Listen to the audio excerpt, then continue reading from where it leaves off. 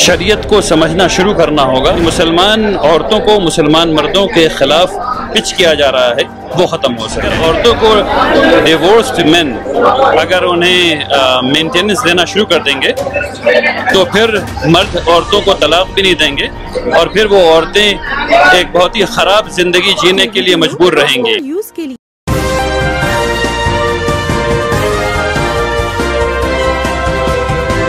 इस्लामी कानून में वो औरतें जो अपने शोहर से इस्लामी तरीके से अलग हो जाती हैं, उनके नफ़क़े का पूरा इंतज़ाम इस्लामी क़वानीन में मौजूद है। इस बात को नहीं समझने की वजह से सुप्रीम कोर्ट का ये फैसला है। पल पल न्यूज़ से मैं हूं आपके साथ नदीम अकरम। इस वक्त हमारे साथ मौलाना फैसल रहमानी साहब मौजूद हैं।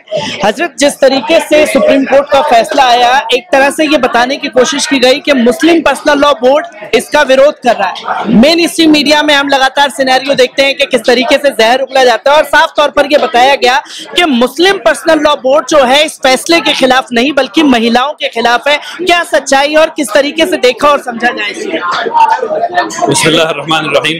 असल में कंफ्यूजन है। अगर औरतों को डिवोर्स्ड मेन अगर उन्हें मेंटेनेंस देना शुरू कर देंगे तो फिर मर्द औरतों को तलाक भी नहीं देंगे और फिर वो औरतें एक बहुत ही ख़राब ज़िंदगी जीने के लिए मजबूर रहेंगी।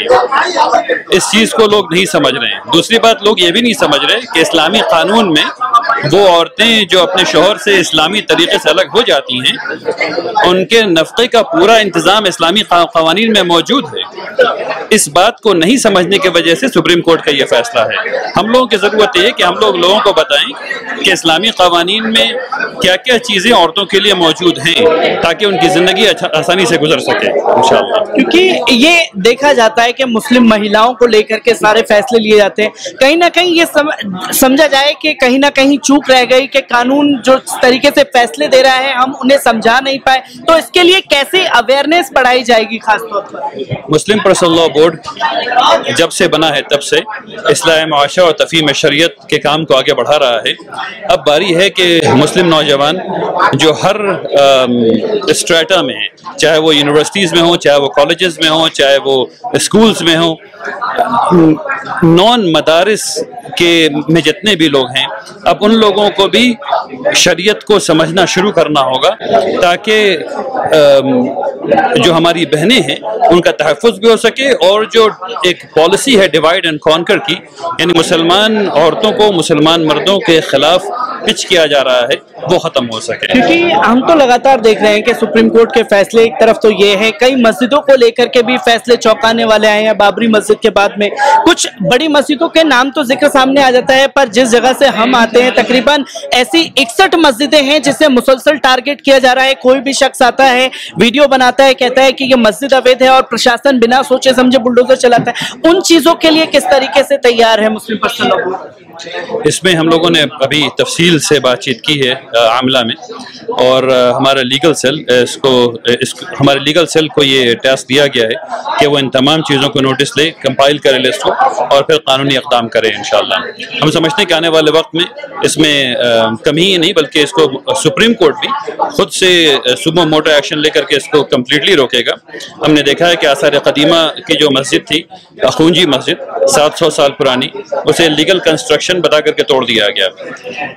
ये इस पर मैं समझता हूँ कि एग्जेम्पलरी पनिशमेंट ऑफिसर्स को मिलना चाहिए ताकि फिर दोबारा कभी ऐसी हरकत ना हो। हमने देखा कि आज बड़ी प्रेस कॉन्फ्रेंस भी थी आप लोगों की, एक मीटिंग भी रखी गई इससे पहले जहां मीटिंग में आप लोग शामिल थे। हम लगातार ये मुसलसल देख रहे हैं कि टारगेट कर दिया जाता है। इसमें कहीं ना कहीं वक्फ बोर्ड की भी बड़ी कमी जो है देखने को मिलती है। तो क्या ऐसे अधिकारियों के ऊपर भी कार्रवाई करने की मांग की गई है? क्या मुसलसल बात रखी गई है मीटिंग के जरिए? वक्फ बोर्ड एक मुसलसल एजेंडा है all India Muslim personal law board का, और हम लोग इसमें वक्फ एक्ट और वक्फ बोर्ड दोनों के सिलसिले में गौर फिक्र किया। इस दोनों मसाइल के सिलसिले में बातचीत की गई है और इस पर भी एक कमेटी बनाई गई है जो इंशाल्लाह आने वाले वक्त में काम करेगी।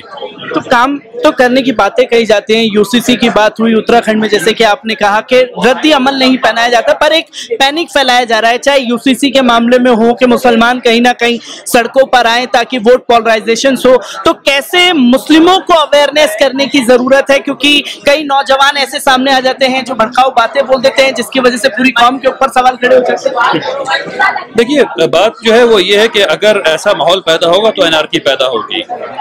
अब सवाल ये है कि अगर हुकूमत ये चाही ले कि एनआरकी पैदा हो तो कुछ नहीं किया जा सकता। हम यानी 20 करोड़ नौजवानों को लोग बांध करके नहीं रख सकते, लेकिन फिर भी मैं मुसलमानों से अपील करता हूँ, गुजारिश करता हूँ कि सब लोग अक़ल से काम लेते रहें इंशाअल्लाह, और तालीम के ज़रिए और अवेयरनेस के ज़रिए इन तमाम चीज़ों का मुकाबला करते रहें जैसे पिछले कई सालों से कर रहे हैं। मैं एक आखिरी सवाल आपसे लेना चाहूँगा, फ़िलिस्तीन को लेकर के भी जिक्र किया गया है, तो क्या बातें रखी गई हैं फ़िलिस्तीन को लेकर के? सबसे पहली बात, फ़िलिस्तीन को लेकर के हुकूमत से हम लोगों ने मुतालबा किया है कि जो हमारा जो नेशनल पॉलिसी रही है फ़िलिस्तीन के सिलसिले में उसे कायम रखा जाए, और जो इसराइल के साथ मिलिट्री रिलेशनशिप है उसे सस्पेंड किया जाए, तमाम जो असलहे वगैरह जो भेजे जा रहे हैं उसे फ़ौरन रोका जाए, और सीज़ फायर की अपील करे हमारा मुल्क, और सीज़ फायर को हासिल करने में मदद करें। मौलाना वली रहमानी साहब हमारे साथ मौजूद थे, जिन्होंने तमाम मौज़ों पर अपनी बात रखी कि क्या क्या मीटिंग के जरिए बातें आज रखी गई हैं।